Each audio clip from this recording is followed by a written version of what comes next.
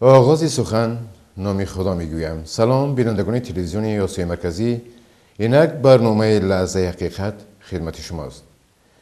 چون امروز روزی اول ماه شریف رمضان است، یعنی این ماه بزرگ آغاز شد، مردم از این روز شروع کرده از یک قسمت، یعنی دست به باز بیشتر به رفتار نیک، گفتار نیک، دست به کارهای خیر میزنند. الان کسی یک خوی خاصیتی شاید درشتری باشد، داشته باشد یا که داشته بود، شروع از این روزها، یعنی یک مردی یا که زنی ملایمتر خواهد شد و رو به عشق، به محبت، دوستداری نسبت به خداوند، نسبت به خویش پیوندان میگرداند. چون اصلا دین مبین اسلام خود سرچشمه یک عشق و محبت است، یک حسن تفاهم، یک حسن بهمهاوری. یعنی چون تعوید نام خداوند است، اون تعوید در روی زمین میخواهد.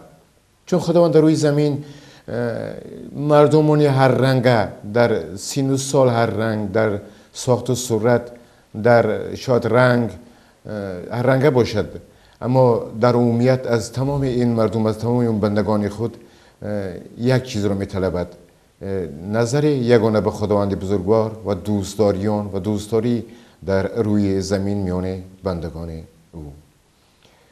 اینک برای بازم بیشتر صحبت سر این موضوع خیلی بزرگ کردن، ما در استودیو خودمان امروز داملا نعیم جان، یعنی سمیو نعیم جان که هستن در جمهوری تاجیکستان در فعالیت هستند و این شب روزا در شهر مسکو هستند، دعوت کردیم تا از داملا در مسئله قسمتی فضیلت های ماه شریف رمضان صحبت کنیم. سلام استاد. تشکر. شما را به این استودیو ما خوش آمد میگیم.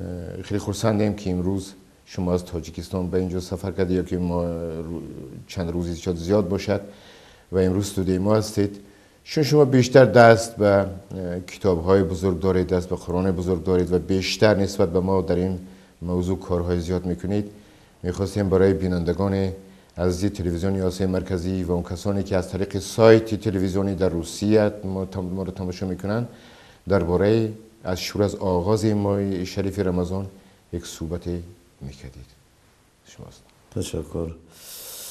به نام خداوند بخشاینده و مهربان، حمد و ثنا مر خداوند یکتا را، درود و رحمت به پایان مر پیشوای پیامبران و صحابگان پیغمبری بزرگ اسلام محمد علیه السلام را. اما بعد، السلام علیکم و رحمت الله و برکاته.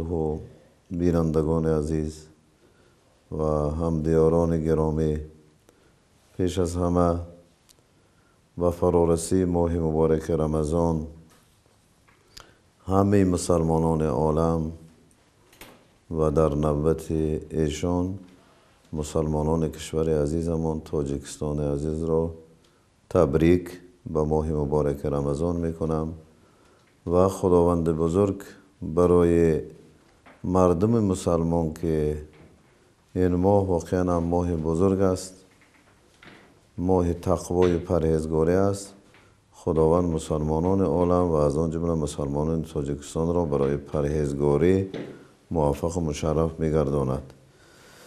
واقعا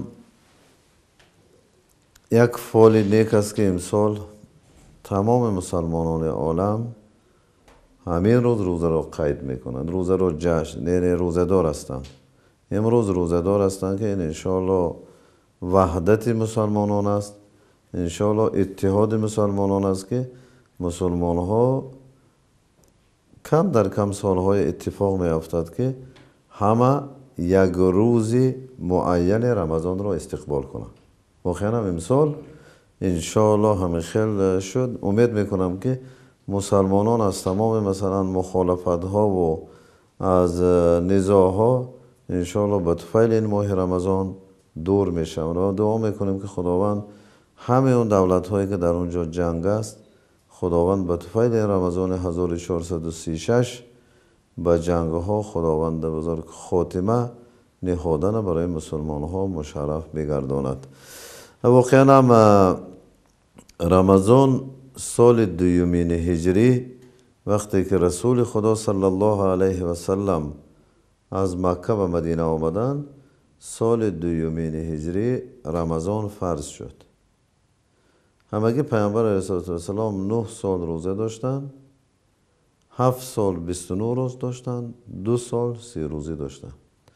یعنی ماه مسلمانی اساساً 29 و 30 می شود. و خود حدیث پیامبر صلی الله علیه وسلم در این باره گفته شده است که صوموا لرؤیته و افطروا لرؤیته. روزه ماه دید استوده بدارید، ماه دید استوده عید را قید کنید. از این رو البته رمضان پیشکی معین کردن به یگان کس حقوق ندارد. فقط روزهای نزدیکی که می شود ماه دیده استوده مسلمان ها معین میکنن، مسئولین ماه دیده استوده عید جشن میگیرن. امید میکنیم که انشاءالله همین تحقیقات و تدقیقات انشاءالله مسلمان هم به وحدت، به اتحاد و یگانگی آورده میرساند.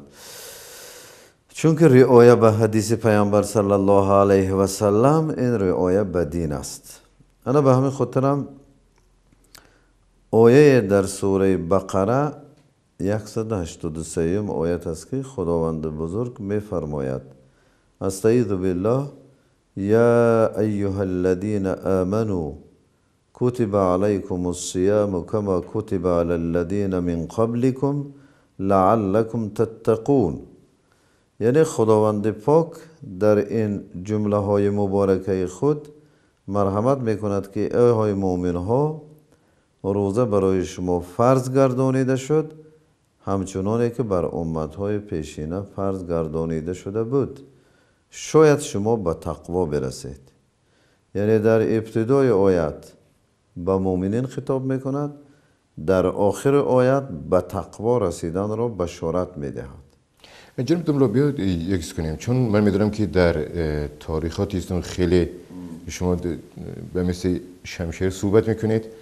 ما چون امروز قسمتی مسلمانان در کشورهای غیر هستن، کشور روسیه هستن، اینجا هستن و کشورهای دیگری دورتر هستن که شاید شرط و شرایطهاشون در بعضی مسائل نباشد. یک کشورهای به خوب کردن که در این 30 روز تمام درهای دوزخ بسته است و تمام درهای بهشت برای مسلمان ها، برای بندگان گشاده است و 7 طبقه آسمان گشاده است. خیلی سخنهای گرانبها و بزرگ هستند.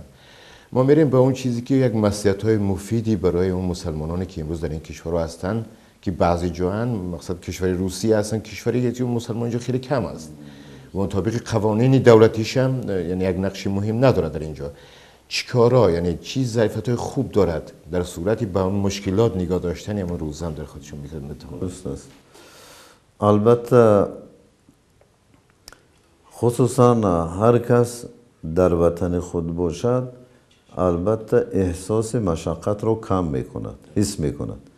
اما وقتی که در مسافری است البته احساس زیادتر است، به خاطر آنه که خود رسول صلی الله علیه وسلم هم گفتند که السفر قطعه من جمره النار، سفر پارچه از آتش دوزخ است. یعنی چه خیلی که میگویند سفر مشقتش گویا برابری آتش دوزخ قرار دادند. این البته به خاطر آن است که اینجا در حقیقت زن و فرزندشان که اونجا هست البته در حالت سحرخوری هم، در حالت افطار آماده کردن هم خودشان روز دراز در این گرمی کار میکنند، بازم میآیند طعام آماده میکنند، برای سحرخوری آمادگی میگیرند. برای من هر چقدر مشقت است. واقعا ما چندین جاهای هم گفتیم، بازم میگوییم که هر جایی که ساعت روزه دارش زیاد است، هر جایی که هواش گرمیش زیادتر است و هر جایی که بیزن و چه ها در مسافرت مردم مسلمان عذاب میکشد ثوابش هم زیاد است. انشاءالله برای این مهاجرینه که در این گرمی، در این مشقت بازم پدیده بزرگ اسلام یعنی فریضه الهیه احترام میکنند، خداوند ایشان را احترام میکند. وقتی که شما فرض خدا را که احترام کردید، خداوند در کارتان هم برار میدهد و در تجارتتان هم موفقیت را خداوند نصیب میگرداند. من به همین خاطر هم امید میکنم که در این شهرها عذاب ایشان ثواب زیاد را کسب خواهد کرد.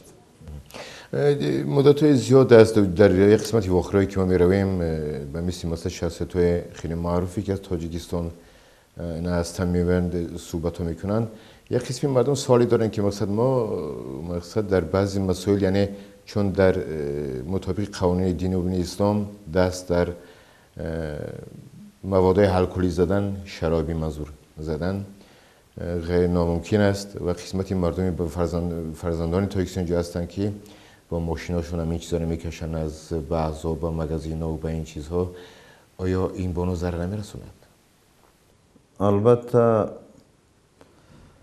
در این باره آیت قرآن مجید رو میگوییم که تعاونوا علی البر و التقوی ولا تعاونوا علی الاثم و العدوان. هر جایی که نیکی و تقوا است شما اونجا دستگیری کنید، کمک کنید. هر جایی که گناه و تجاوز است از اونجا شما دست کشید. انا به همین خاطرم اگر دیگر جای کاری نداشته باشن که مقصد کارشون دیگر جایی ندارن که سبب گذراندن رزق روزیشان شود، اونها دیگر استثناء هستند. وگرنه بهترش به یک جای حلال و پاک رفته کار کردن، آینده تربیه فرزندایم، آینده برای خاندانم یک برکات و یک تقوای و یک در آینده هم برای آنها خوشبختی را خداوند میرساند. رعایت کردن این چیزها سبب خوشبختی آنها در دنیا و در آخرت میگردد. شما در اول که اشاره بسیار خوب کردید که امسال تمام مسلمانان جهان از یک روز شروع میکنن. این در سالهای قبلی یعنی این چیز نبود یا که نبود؟ خیلی سالهای قبلی مثلا شما هم آگاه هستید که به سال گذشته ما یک روز به فکرم بر وقتتر گرفتیم، اما تمام دنیا قریب یک روز دویم روز گرفت. ما یک روز قبل گرفتیم. حتی تاجیکستان هم بعضی وقتا دیگه دولت های مسلمانی میبینند و ایده جشن میگیرن، آسیای میانه باشه دیگر یک روز پست قید میکنن. یعنی امسال خدا خواهد از ابتداش خدا خواهد نیک است که همه در یک روز استقبال گرفتن، انشاءالله ایدم در یک روز جشن میگیرن. امید میکنیم. اشاره به اون میکنم برای بندگان عزیز که قسمتی زیادی مسلمانان اصلا جامعه که ما اوجا زندگی کرده و کرده ایستادیم، یعنی جامعه تاجیکستان و قسمت جامعه که ما امروز اینجا هستیم، جامعه روسیه، اشاره به اون میکنن که روزه داشتن یعنی این معنای فقط نخوردن و ناشامیدن است و از قسمتی یا اصلا جوانانی که از این چیز خیلی بخبرن، اما چون نظری قرآنی یا که نظری دینی که از قرآن بزرگوار، از گفته حضرت پیامبر بزرگوار صلی الله علیه و سلم و تا امروز رسیدن، ما از جناب داملایکش میپرسیم که آیا فقط به همین جنب بست میشد یا که چیزی دیگر هم هست روزه داشتن؟ اصلا حدیث پیامبر علیه السلام در این باره گفته شده است که پیامبر گرامی گفتند من لم یدع قول الزور والعمل به فلیس لله حاجة من ان یدع طعامه و شرابه. یعنی پیامبر علیه السلام گفتند که کسی که سخن دروغ و عمل به سخن دروغ کردن را ترک نمی کند، از نخوردن و نانوشیدن او فایده نیست. چون که نخوردن و ننوشیدن معنای روزه‌داری افاده نمی کند تا مادامی که از سخن دروغ، از غیبت، از کینه و عداوت، از دشمنی اینها انسان پرهیز نکند، اگر روزش ثواب مکمل کسب نمی کند. انا به خاطرم در این حدیث پیامبر علیه السلام مخصوص قید کردن، چون که آیت قرآن هم آمده است که روزه یک وسیله است که با واسطه روزه شخص مؤمن تقوا را کسب می کند. روزه ای که برای مؤمن تقوا را کسب نمی کند، اون روزه واقعی شده نمی تواند. در اصل اشاره به مسئله وای کردید دروغگویی و در این مسئله امروز در قسمتی زیادی جهان اشاره به اون کردید، یک دعا هم کردید که در این روزها جنگ ها در کشورهای مسلمانی باید خاتمه یابند. آیا در روزهای رمضان جنگ کردن، هم دیگر را خون ریختن واجب است؟ نه، این چیزا چی وسط میدادی در این مسئله؟ البته ما میگوییم که در این ماه رمضان که واقعا خود پیامبر صلی الله علیه و سلم هم گفتند که من صام رمضان ایمانا و احتسابا غفر له ما تقدم من ذنبه. کسی که روزه را از روی ایمان، از روی فرض بودنش و از روی احتساب طلب ثواب کردن از خدا می دارد، گناه های گذشتگیش بخشیده می شود. یعنی شرط روزه داره همین است که با ایمان روزه داشتن، با اخلاص روزه داشتن و ثواب را از خدا طلب کردن. کسی همین به ایمان ندارد، میگوید که من روزه را میدارم برای سلامتیم، روزش روزه نمی شود. یا کسی روزه را میدارد که از رئیسش یگان جایزه را گیرد، این هم روزش روزه شده نمیتواند. مسلمانای عالم که همین چیز به یقین داشته باشند، این وقتی که برای روزه نیت خالص نباشد، روزه شدن نمیتونسته باشد، وقتی که یک انسان دیگری که به قتل رسانیدی چقدر روزه می شود. وقتی که آبروی یک انسان به که تجاوز کردیم، تعرض کردیم، روزه ما خللدار می شود. و وقتی که آبروی یک مسلمان، نفس یک مسلمان از بین می برد، چقدر روزه شده می تواند. برای اونم مسلمانای عالم در اساس این حدیث باید که این چیزا رعایت کنند. رعایت کردن فرض و شرط است. خب در از جناب دوملا نظر میکنیم امروز جوانان تاجیکستانی به خصوص که ما وسط جامعه زندگی میکنیم کم با خبرن از بعضی قسمت های روزه‌داری اینجا هم که هستن، حتی در تاجیکستان هم که هستن. یعنی به گفتی شما که نظر به یک نخوردن و ناشمیدن یک وقت اینه، یا که نظر به اون که مثلا من نمیخورم که یکان جلود کم درست شود، یا این مسئله مسئله درستری شما به این چی است؟ یعنی در صورت نگاه روزه داشتن این جوانان چی کاری خیر به انجام میرسونن؟ البته در صورت روزه داشتن اگر خواهند که روزه ایشان پگاه روند که سالم باشد، پگاه همون روزه ها رو به خودشان گیرن، باید که امروز از حاضر کوشش کردن در کار است که چیزی که ضد روزه است باید که اون رو انجام داده نشود. چون که انسان تصور میکند که او 30 سال 40 سال روزه داشته است، اما روزه رو در همان نامه اعمال نگاه داشتن با از داشتنش هم دشوارتر است. چون که طلبات و شرایط روزه رو که رعایت نمیکنند، روزه واقعی شده نمیتواند. سلف صالح، برای جوانان میگویم که از سلف و صالح، از صحابه و تابعین باید که سبق گیریم که 6 ماه پیش برای رمضان پیشوازش آمادگی میبینن و 5 ماه پس رمضان گذشتن دعا میکنن که خدایا روزه ما را به درگاهت قبول فرما. خیلی که بزرگان در دعاشون میگن که ولا تضرب بها وجوهنا، همین نماز خواندگی مایه بروی ما باز مگردان، بر ضرر ما حجت مگردان. ما هم بیشتر دعا کنیم که همین روزه های ما خداوند قبول کند و خداوند به روزه ما نیاز ندارد، به نماز ما محتاج نیست، به زکات ما محتاج نیست، به حج ما محتاج نیست. ما به این عمل ها محتاج هستیم که این عمل ها را به صفت بلند باید انجام داده شود. زیرا در حدیث های آمده است که ان الله جمیل یحب الجمال، ان الله طیب یحب الطیب. یعنی خداوند پاک زیبا است، زیباگی را دوست می دارد. خداوند بزرگ پاک است، پاکی را دوست می دارد. روزه که ناپاک است او روزه را خدا قبول نمی کند. خدای پاک به عمل پاک نیاز دارد، یعنی به عمل پاک را قبول می کند. عمل که ناپاک شد خداوند قبول نمی کند. بنابراین روزه دارایم به خاطر آنه که در این گرمای تابستان بسیار عذاب میکشند، به امید روزه میدارند، از این چیزهای هم در رمضان هم و بعد رمضان هم رعایت کردن، دانید که پول آنها برکات پیدا میکند، آبروی ایشان زیاده میگردد، هر خیل دشمنها و هر خیل مثلا چه وسوسه های نفسانی هم آنها را به دام خودش گرفته نمیتواند. انا به همین خاطر هم روزه که تقوی که زیاد کرد، حیبت مومن مسلمان که زیاد شد، حتی دزد هم جرأت نمی کند که مال روزدار را بدزدد. عرق نوش هم جرأت نمی کند که به روزدار تعرض کند یا روپرو شد یکان سخن قبیح گوید، چون که تقوا انسان رو با صلابت و با هیبت و با شهامت در نزد شیطانم، جنم، حتی در نزد انسان‌های گناهکارم وانمود میکند خداوند بزرگ.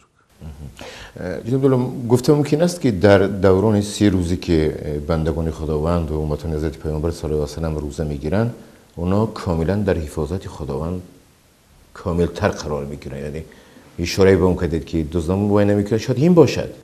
البته همین است، چون که روزه در حقیقت اصلا فهمیده هم نمی شود که کی روزه است و کی روزه دار است. فهمیده نمی شود در اینجا. می بینیم در داخل اون تالار هم می گذاریم، نمی فهمیم که کی روزه است و روزه دار است. برای همین خداوند بزرگ گفت که الصوم لی و انا اجزی به. روزه برای من است، روزه دار پاداشش من خودم می دهم. برای نماز نگفته است که نمازم برای خدا است، زکاتم برای خدا است، حجم برای خدا است. در اون عمل ها نگفته است، ولیکن در روزه گفته است که بسیار عبادت مخفی است که هیچ کس روزه داری خود را اظهار کردن نمیخواهد. حتی در جمعه هم وقتی که میگردد، خصوصا اینجا آدم روزه دار از روزه خور جدا کردن بسیار دشوار است. جاهای خود ما انیق است که همه جا روزه دار است، حتی آشخانه های بعضی مثلا مسلمان های تقوادار آشخانه هاشون رو میبندن، ولیکن اینجا واقعا هم دشوار است. برای همین هم خداوند بزرگ که این عبادت مخفی مایا همو قدر ثوابش کلان کرده است، به همین خاطر هم به طفیل این ما انشاءالله بسیار چیزهای کسب میکنیم که به طفیل این من رمضان هم خیلی تشبیه میدهم که رمضان به مانند انا همین یک ذریعتنیکی است که یعنی قوت دهنده است که بطری است که برای انسان نیرو میبخشد. از این رمضان ما نیروی 30 روز یا 29 روزی که کسب کردیم انشاءالله تا رمضان آینده برای ما کفایت کننده است. چون که حدیث ها است که از رمضان تا رمضان دیگر مابینش گناه های صغیره که می شود کفارت یعنی از بین برده می شود. بسیار رمضان مثلا ماه مبارک است که حتی ببینید که حتی انسان بهترین دارایی هاش در این رمضان قربان میکند، دعوت میکند. امشب ما یک اونجا دعوت شدگی هستیم، البته وقتی که میروید تمام چیزش فدای همون مهمان میکند که ثواب این رمضان کلان است. حتی در این رمضان مردم ببینید زکاتشون هم میدهند که زکات رمضان ثواب زیاد دارد. حتی یک حدیث دیگر به خاطرم آمد که در دیگر ماه ها اگر یک عمل 10 برابر ثواب داشته باشد، اگر در این رمضان 70 برابر که حتی مثلا مثلا 2 رکعت نماز نافله که بعد طهارت کردن انسان میخواند، گویا وی نماز فریضه ثوابش میگیرد و نماز فریضه ثوابش 70 برابر زیاد میشود که این در دیگر ماه ها داده نمیشود، به طفیل رمضان است. انا به همین خاطر یک چیز من علاوه میکنم که انسان خصوصا وقتی که هر چیز در دنیای هم معیار دارد، استانداردیزاسیون میگن که معیار دارد و آخر وقتی که همون معیارش رعایت نکردید، همون مثلا گستاندارد میاد و جریمه میکنه. این روزه ما هم معیار دارد، استاندارد دارد. همون استانداردش باید که چیزهای حرام به درجه عالی رعایت کرده شود. این معنی رو ندارد که روزه‌دار باید که مال کسی دیگری گیرد، روزه‌دار باید که انسان دیگر غیبت کند یا حقارت کند. این خیلی امتیاز برای روزه‌دار داده شدگی نیست. حتی روزه‌دار وقتی که روزش فاسد میکند میخورد، یک روزش به اگر قصدن خورد که کفارت، وگرنه اگر یکی باره به گولیش وقتی طهارت کردن هم باید که آب احتیاط کند، که گولیش برفت روزش میشکند. روزش که شکست یا روزش به روز قضاگی میدارد. این قصدن که نیست، قضاگی میدارد. این چیزهای انسان وقتی که باطل کار میدارد، نمازش هم فاسد کار اثر نو میخواند، لیکن زکات هم فاسد شود باید اثر نو داده شود. زکات هم وقتی که زکات دهنده به خاطر آن میدهد که زکات سوء استفاده میکند، میگوید که من همین فلانچه به زکات میدهم، به خاطر آنه که او باید که خانه من با خدمت کند، یعنی زکات سوء استفاده میکند. خب واقعا هم امین بسیار جای منم بسیار گرمش آمد که هر یک عمل به خاطر خداوند بزرگ انجام داده می شود. ما از اون عمل یگان چیز رو برای دنیای خودمون نباید که کسب کنیم. مثلا حج به خاطر آن نکنیم که مردم حاجی گویند، روزه به خاطر آن نداریم که مردم روزه دار گویند، زکات به خاطر آن ندهیم که مردم زکات ده گویند. فقط از این عملها خالصیت باید رعایت کرده شود.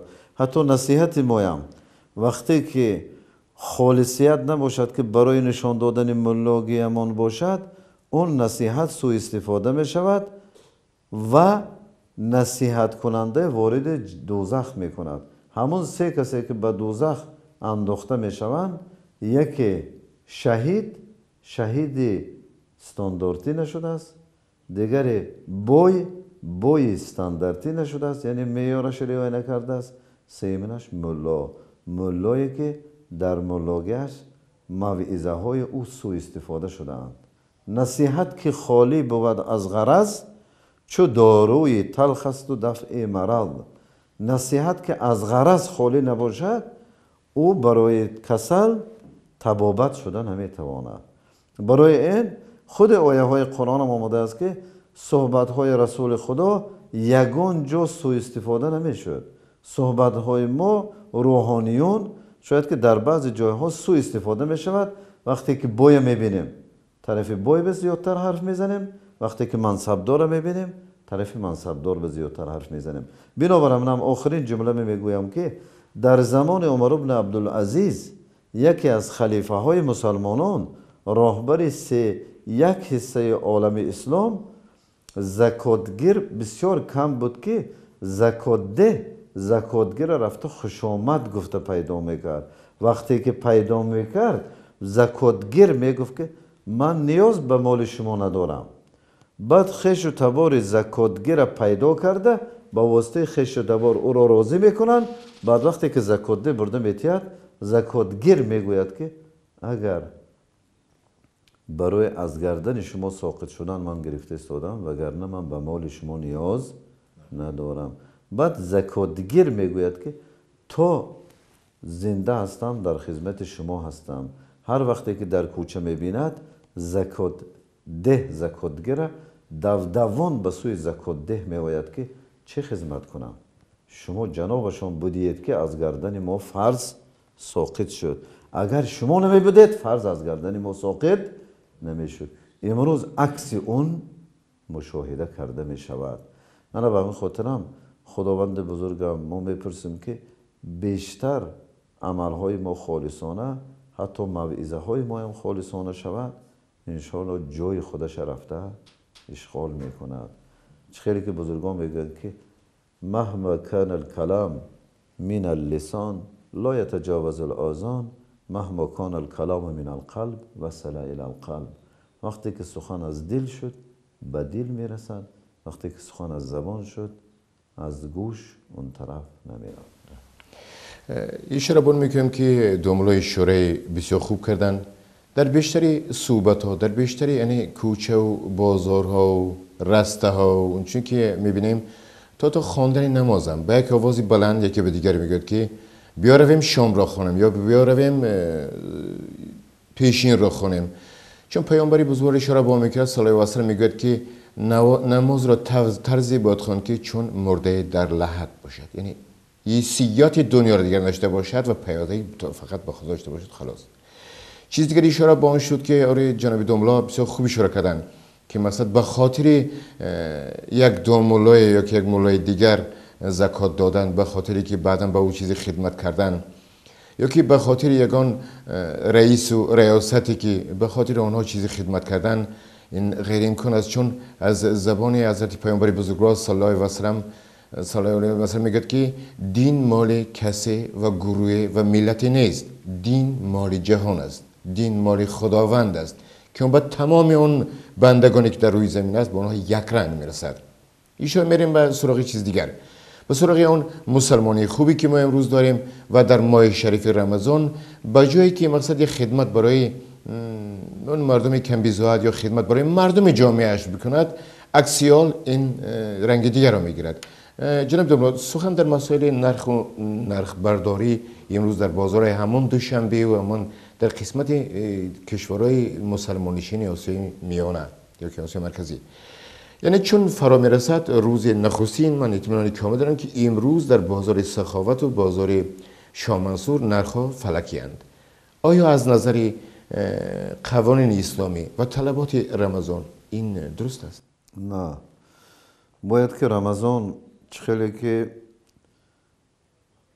ماهی که بهترین ماه است و حتی از بهتریتش دههاش هم تقسیم کرده شده است که حدیث ها به دهه رحمت، من خداوند بزرگ از این دهه ما و گذشتگانمان را با نصیب بگرداند، دویم دهه مغفرت، بخشش گناهان، سیم دهه آزاده از آتش دوزخ که حتی سیم دهه روزهاش بزرگ است که حتی خدا میگه که لیلة القدر خیر من الف شهر، یک شب قدر از 1000 ماه بهتر است.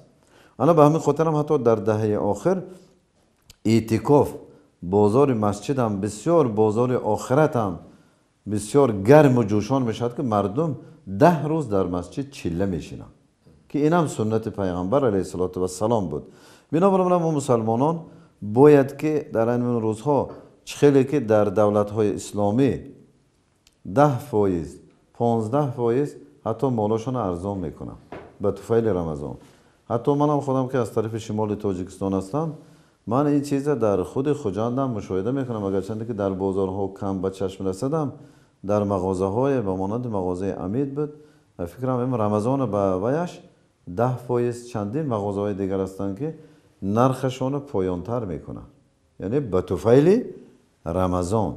و اینجا یک توصیه دیگر من برای حکومتداران تاجیکستان میگویم که در ماه رمضان همون اندازه‌شون اونها هم کمتر کنن، باید مالها زیادتر نرخش پایان میرود. آشخانه جایهایی هستند که مثلا در رمضان حتی افطارهای بیپل آشخانه ها تشکیل میکنند، حتی سحری خوری های بیپل تشکیل میکنند. بازم اینها اگر اندازه که پست کردن به طفیل این ماه رمضان، میبینید که بسیاری چیزها ارزان هم میشود و محبت و صمیمیت و برکات هم مابین مردم زیادتر میشود. طبقه نادار و طبقه دارای دوست میدارد. وقتی که این طبقه آنها دعا کردن، میبینید که مالاشان هم خداوند حفظ میکند، نه از سوختن خداوند حفظ میکند، از غرق شدن خداوند حفظ میکند، از دیگر بلاهاش خداوند بزرگ حفظ میکند. خیلی خوب.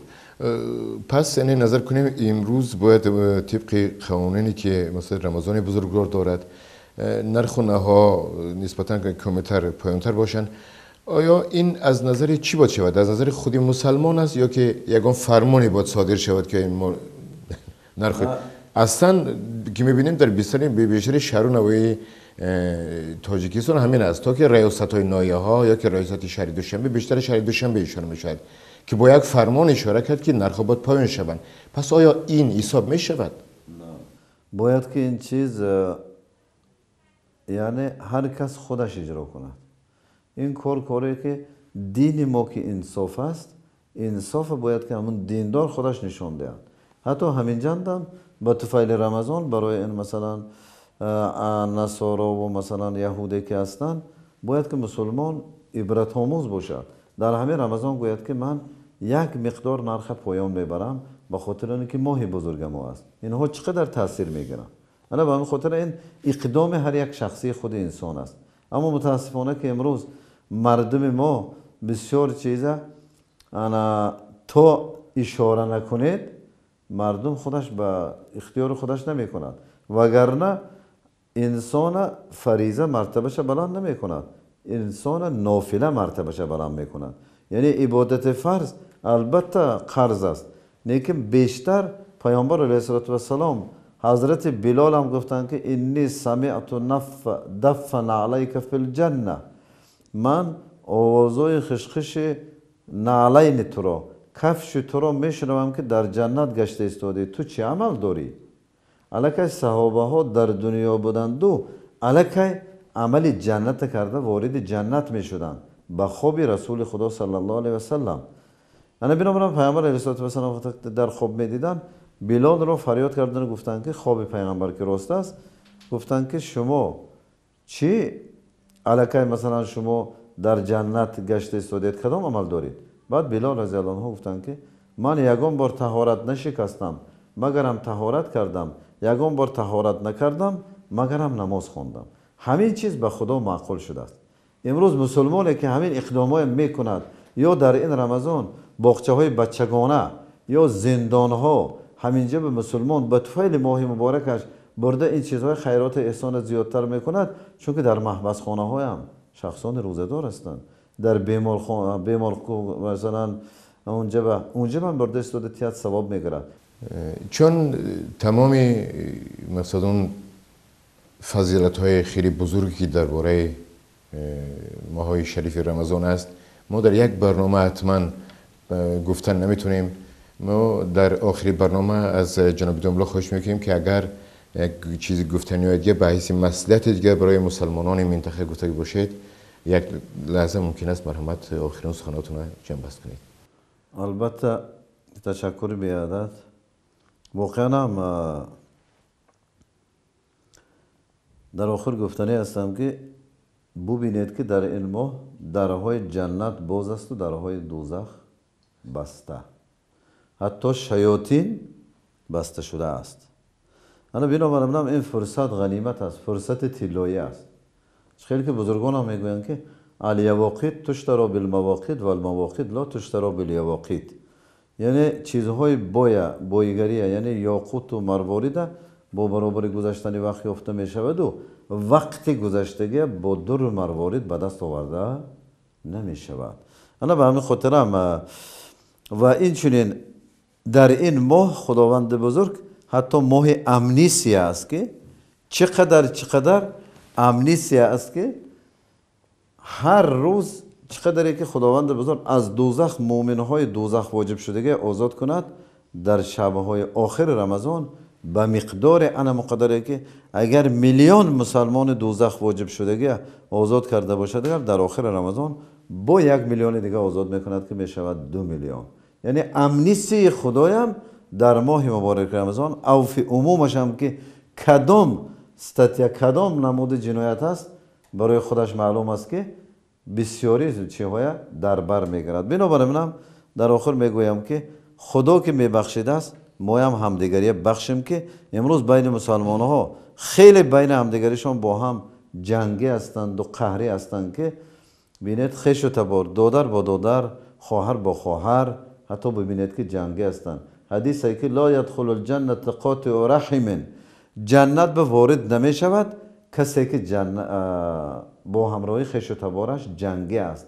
و این چنین همه گناه ها در این رمضان بخشیده می شود.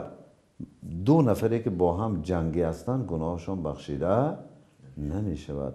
برای من همه اون کسانی که در همین مثلا ماه رمضان ماه می دراید و برآمده می رود و گناهشون بخشیده نمی شود، خاک بر بالایشان خاک بر رویشان گفتگی هم خیلی روایت های هم است که از این ماه مبارک غنیمت نمی گیرند. این چنین در جنت دری است که ریان نام دارد، فقط روزداران ماه شریف رمضان می دارند.